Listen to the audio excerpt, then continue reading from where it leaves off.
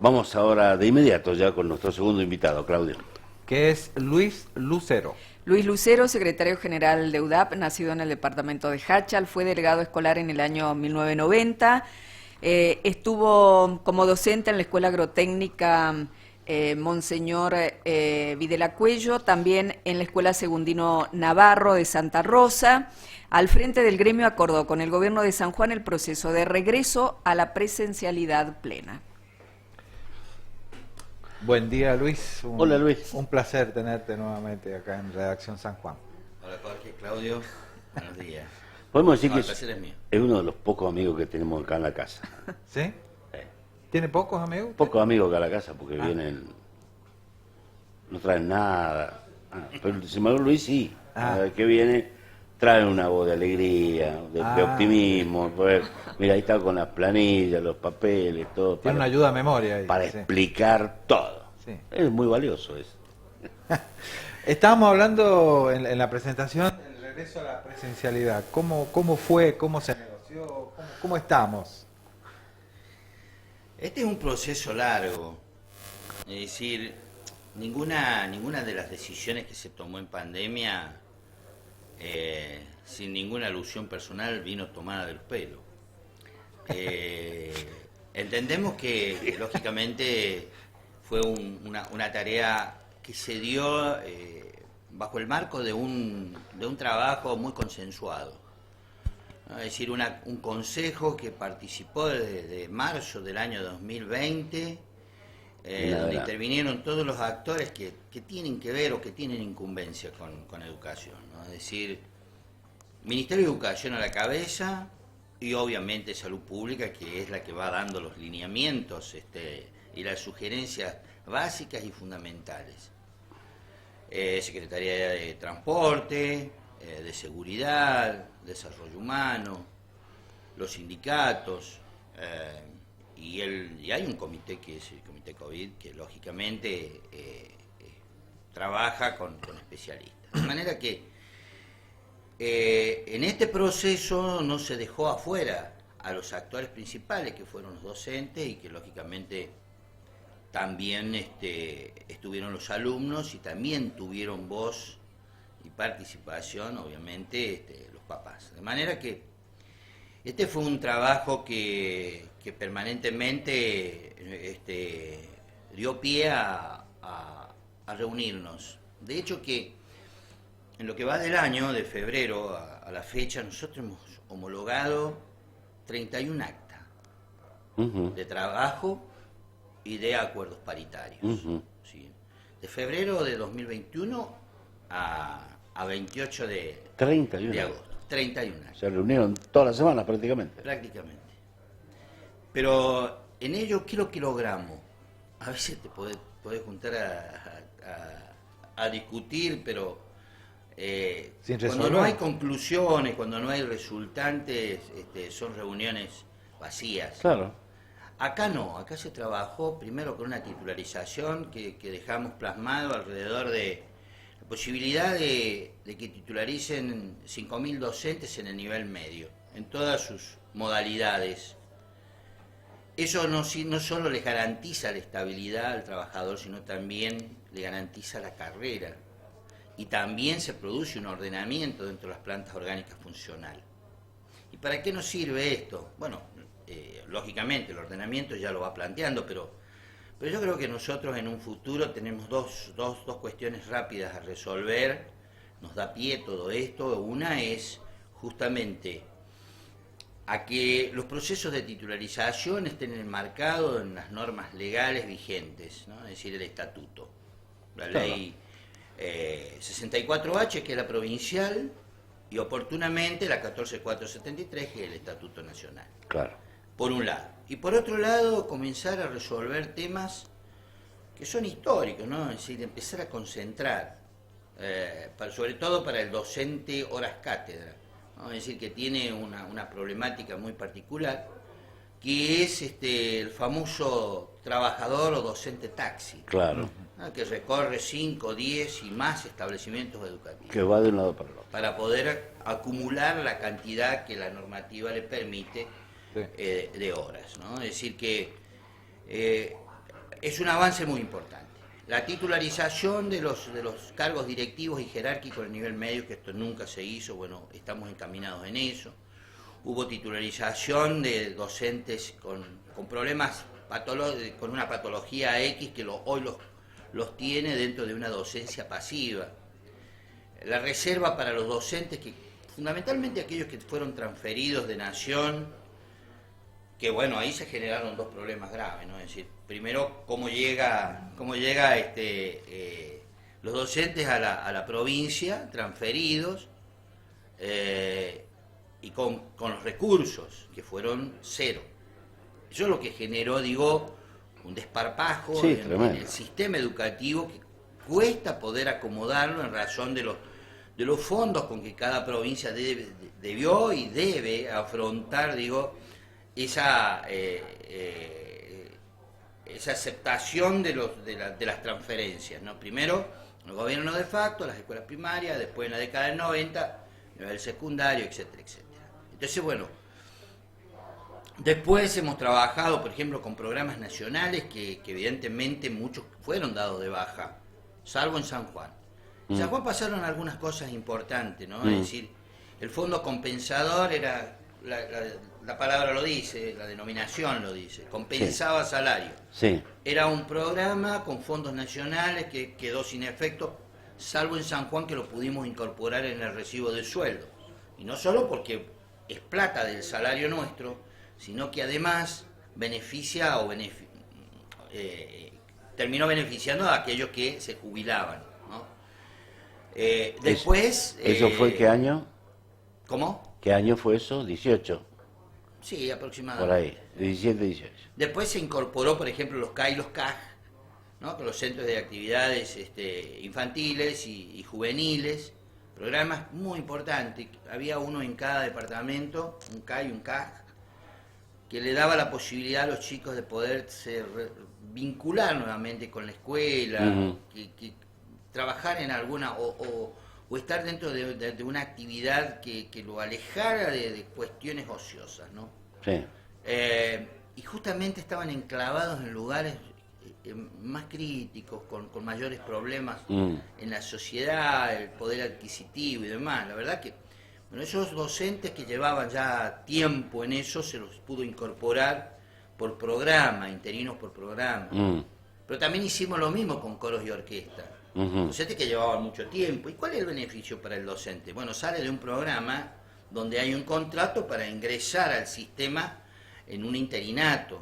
Y ya tiene el principio que es la posibilidad futura, pero además empieza a tener los beneficios de una obra social, por ejemplo. Claro, ¿no? claro. Y claro. le empieza a correr la antigüedad en la docencia. Claro.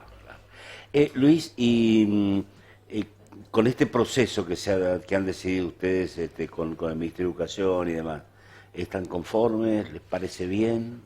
Bueno, nosotros tenemos que pensar, primeramente, la responsabilidad que le cabe al Estado, al gobierno nacional y provincial, la responsabilidad indelegable, ¿no? de garantizar el sistema educativo, garantizar que todos los chicos estudien, que todos los chicos como único trabajo, esto es literal, entre comillas, sea estudiar. Lo debe hacer, ¿sí? Por eso tenemos la educación obligatoria que comienza de la salita de 4, ¿no? Hasta el nivel secundario, los séptimos, por ejemplo, en las escuelas técnicas o agropecuarias. Claro. ¿No? En ese sentido hay una responsabilidad que es constitucional. No puede zafar el gobierno y más que haya una pandemia, debe buscar los efectos, los mecanismos necesarios para garantizar que los chicos estudien. Si se desvincularon, vincularlos nuevamente, salir a buscarlo. Entonces, bueno, esto fue un proceso que comenzó, ustedes recuerdan que en agosto fuimos la primera provincia que volvimos y tuvimos que retroceder. Sí. Esto fue una decisión desacertada. Gracias a los causeteros. No fue desacertada, fue una decisión inteligente de que se volviera. El problema fue que nosotros estábamos en ese momento con 3 casos nada más y se desató lo que, bueno, todos conocen. Entonces, no nos pusimos rojo a tener que volver hacia atrás. Mira. Entonces tuvimos que volver hacia atrás porque priorizamos la vida por sobre todas las cosas. Más allá de todo lo que había generado, lo que venía generando y lo que sigue generando la pandemia, ¿no? Primero las tremendas desigualdades como punto de partida y después, lógicamente, esta necesidad de que sabemos que la virtualidad viene para quedarse, pero definitivamente la escuela como espacio físico, el docente en el aula son irreemplazables, no van a poder, no se va a poder alterar, digo, este orden histórico. De manera que, bueno, comenzamos en febrero, marzo más precisamente, con una presencialidad cuidada. La tasa a nivel nacional de contagios y fallecimientos era muy alta, entonces salió un DNU. Y en la provincia de San Juan, allá por el mes de mayo, junio, nosotros prolongamos en la provincia de San Juan una semana más. Las vacaciones. Las vacaciones. No. No.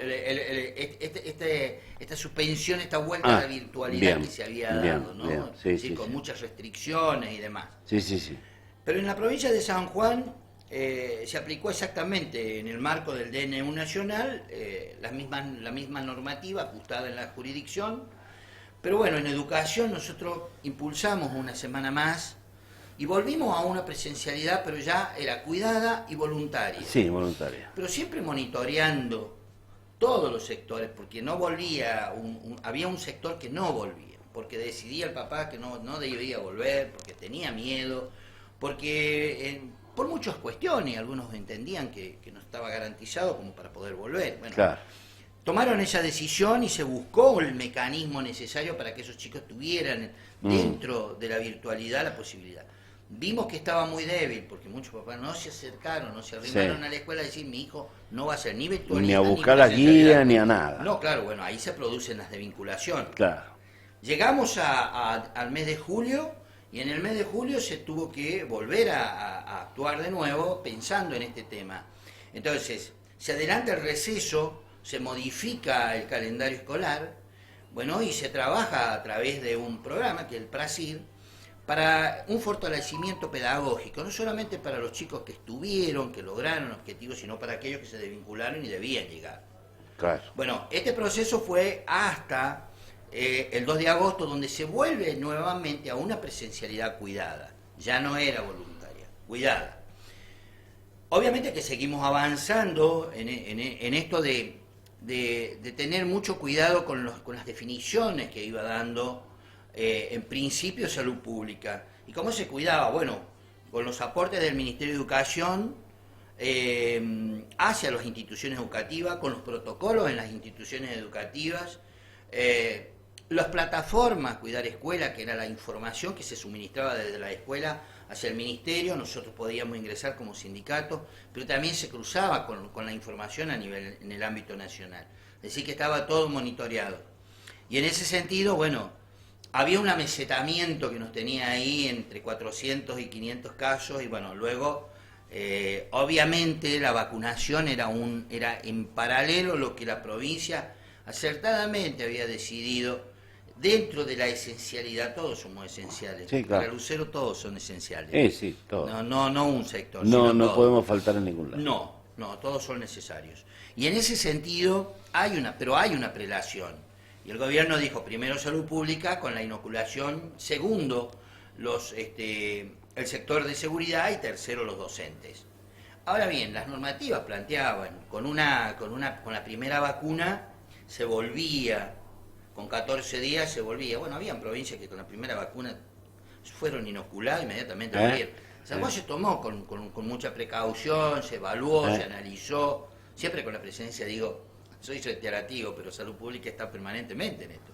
Claro. Y entonces, bueno, en San Juan se decidió con la segunda dosis colocada, más 14 días, recién se volvía a la presencia, a la prestación efectiva. Sí.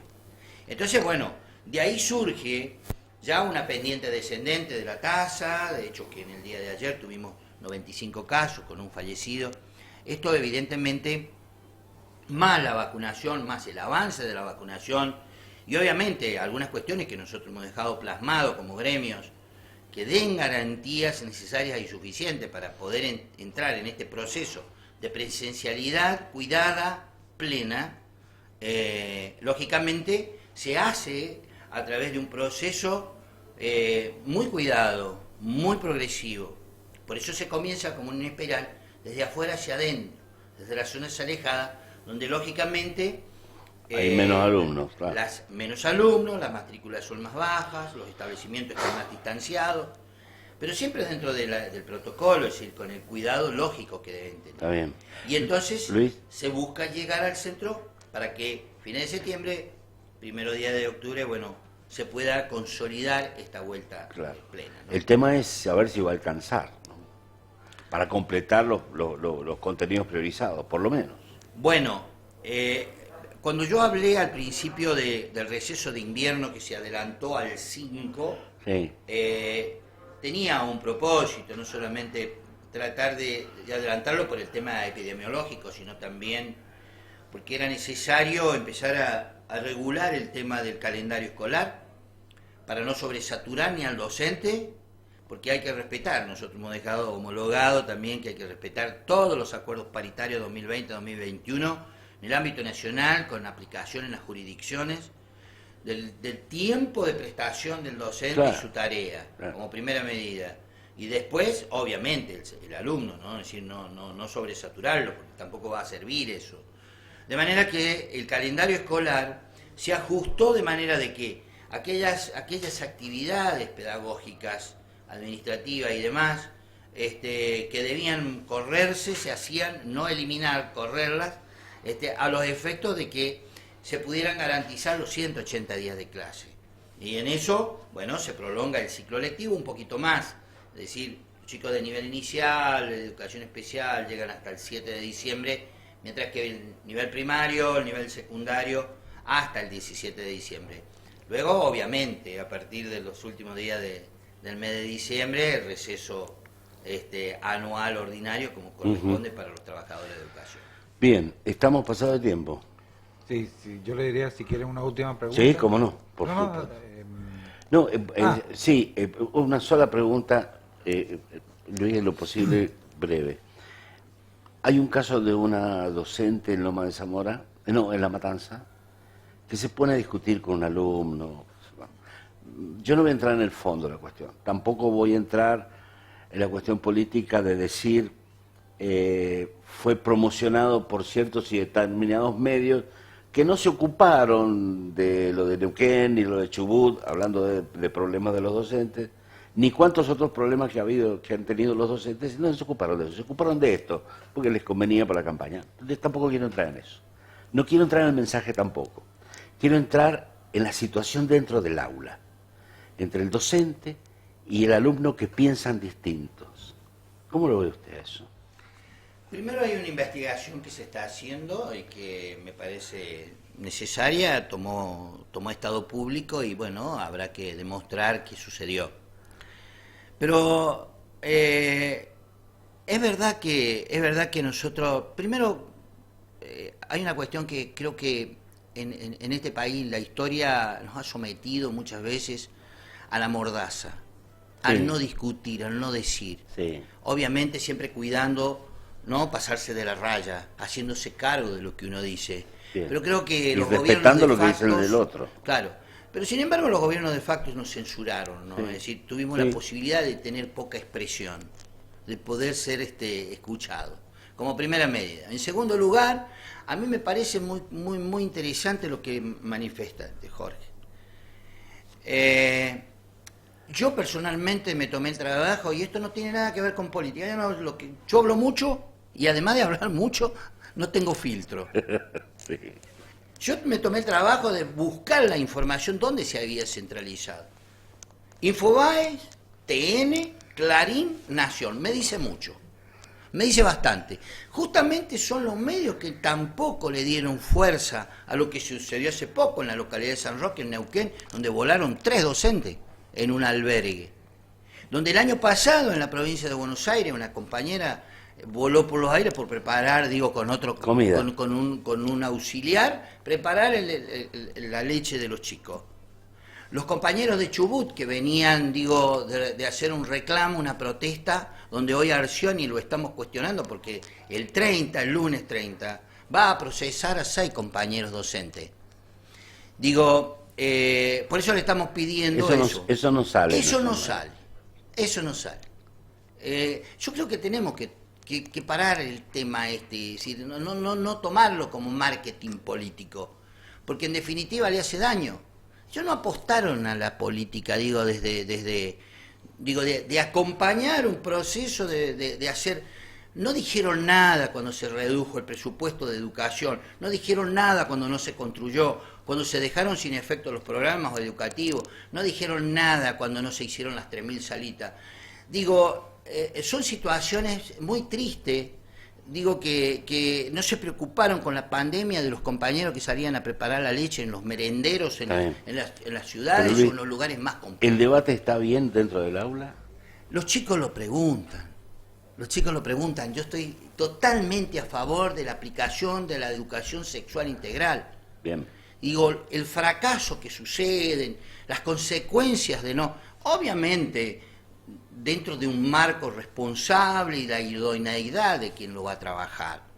Digo, pero no hay que tenerle miedo a discutir, a debatir. Claro. Esta docente se sacó. Hacemos agua muchas veces con los chicos. Claro.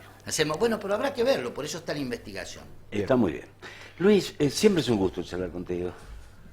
No, para mí Muchas gracias. es un gusto porque uno puede expresarse y Esa eso es la está idea. bueno. Esa es la idea. No hay censura, hay nada. Y eso creo que nos hace bien. Nos hace bien porque hay tanta mentira en la noticia, hay tanta mentira desde el lado de los sindicatos, de la política, Y más en de campaña. los medios. Digo, y entonces yo creo que debe empezar, no hay que subestimar al ciudadano. Hay que darle la posibilidad que empiece a entender las cosas como son o a explicárselas tal cual son. Creo que es uno de los puntos de partida. Si nosotros queremos un país que progrese, no solo mirar para atrás, sino también mirar hacia adelante, pero con la realidad. En eso estamos. Gracias, Luis. Gracias, Luis, un placer. Muchas gracias. Vamos a la pausa y ya está el diputado. Vamos, la última pausa. Ahí Está venimos. Enzo Cornejo. Ahí venimos.